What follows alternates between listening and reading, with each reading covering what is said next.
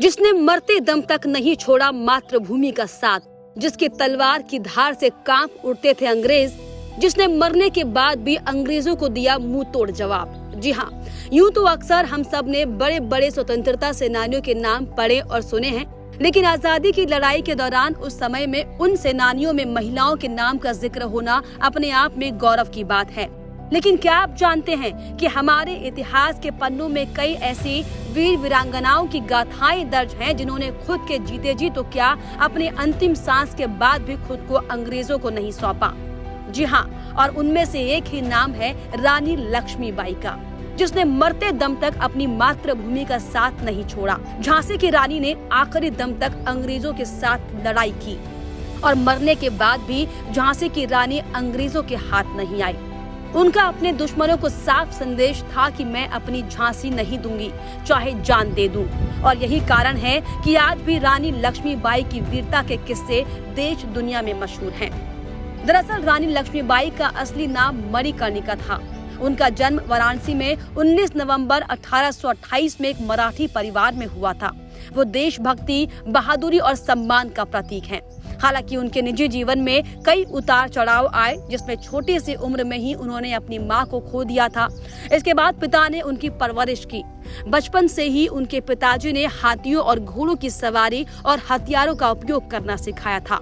इसके बाद मनु जब थोड़ा बड़ी हुई तो उनका विवाह झांसी के राजा गंगाधर राव से कर दिया गया।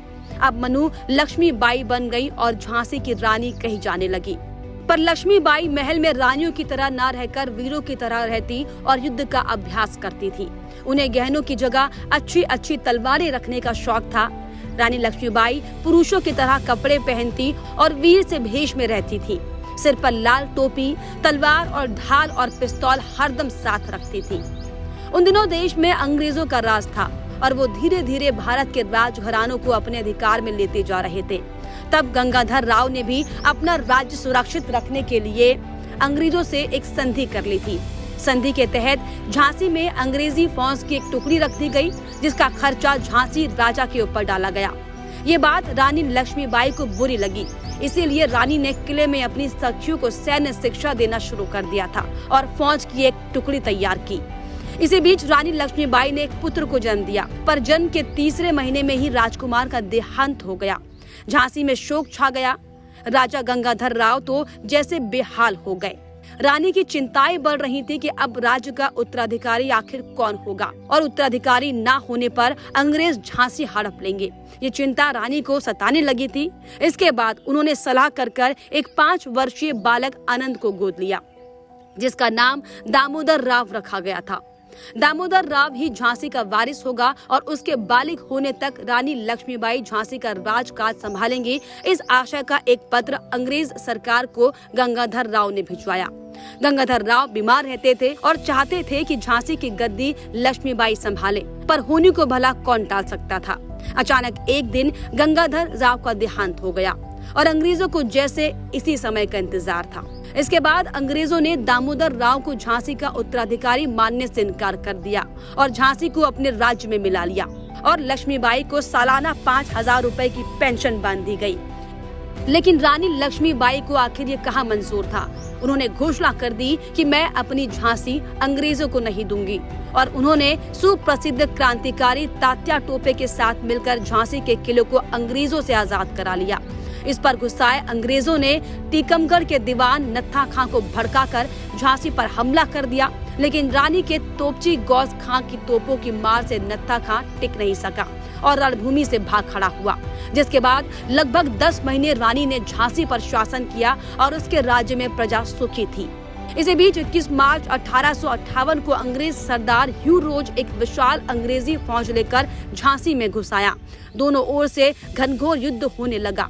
रानी की तोपें अंग्रेजों पर कहर बनकर टूट रही थी। घन गर्जन तोप ने ह्यू रोज की फौज के छक्के छुड़ा दिए थे। जब ह्यू रोज ने जीत मुश्किल देखी तो उसने किले के ओरक्षा दरवाजे के रक्षक दुल्हाजू को लालच देकर तोड़ दिया।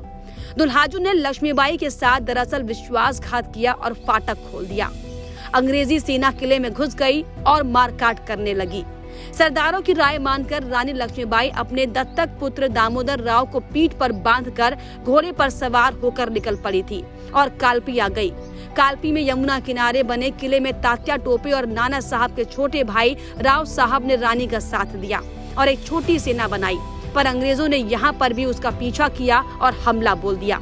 कालपी से राव साहब, तात्या टोपे और लक्ष्मीबाई बचते बचाते ग्वालियर पहुंची और ग्वालियर के किले पर कब्जा कर लिया। पर अंग्रेजी सेना तो जैसे रानी के दुश्मन बन चुकी थी। महारानी के ग्वालियर पहुंचते ही ग्वालियर के महाराजा आगरा चले गए और उन्होंने अंग्रेजों को इसकी सूचना दे दी।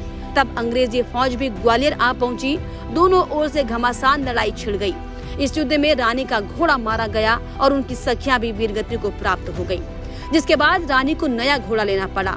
नया घोड़ा अनाड़ी था और अड़ जाता था।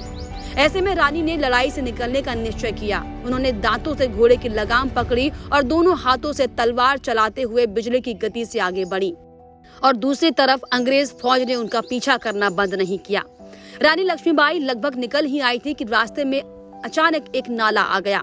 घोड़ा नया था और वो नाला पार करना नहीं जानता था। तब घोड़ा वहीं अड़ गया। तब तक पीछे से शत्रु सैनिक आ गए थे। एक अंग्रेज ने बंदूक से रानी को गोली मार दी। रानी ने फौरन उस अंग्रेज की गर्दन अपनी तलवार से उड़ा दी। रानी का विकराल रूप देखकर अंग्रेजी सेना भाग खड़ी हुई। तब तक रानी के विश्वास पात्र सिपाही वहां पर आ पहुंचे थे। अपना अंत समय देख रानी ने सिपाहियों से कहा कि वो कुछ ऐसा करे कि उनके शव को अंग्रेज हाथ तक न लगा पाए। इतना कहकर रानी ने अंतिम सांस ली, जिसके बाद सिपाहियों ने रानी का शव पास ही स्थित बाबा गंगादास की कुटिया में ले जाकर छिपा दिया। अंग्रेज उनकी तलाश करते रहे लेकिन शव नहीं ले सके। बाद में वहीं पर रानी की समाधि बना दी गई और ऐसे ही रानी लक्ष्मीबाई वीरगति को प्राप्त हो गई। भारत की आजादी की लड़ाई में उनका विशेष योगदान है। एक नारी होकर उन्होंने जिस साहस का परिचय दिया वो अद्भुत है और इसी कारण उनका नाम आज भी इतिहास के पन्नों में अमर है। जानकारी अच्छी लगी हो तो कमेंट करें, साथ ही चैनल को सब्सक्राइब करना भी ना भूलें। आप देख रहे हैं सौगंध टीवी, सौगंध वतन की।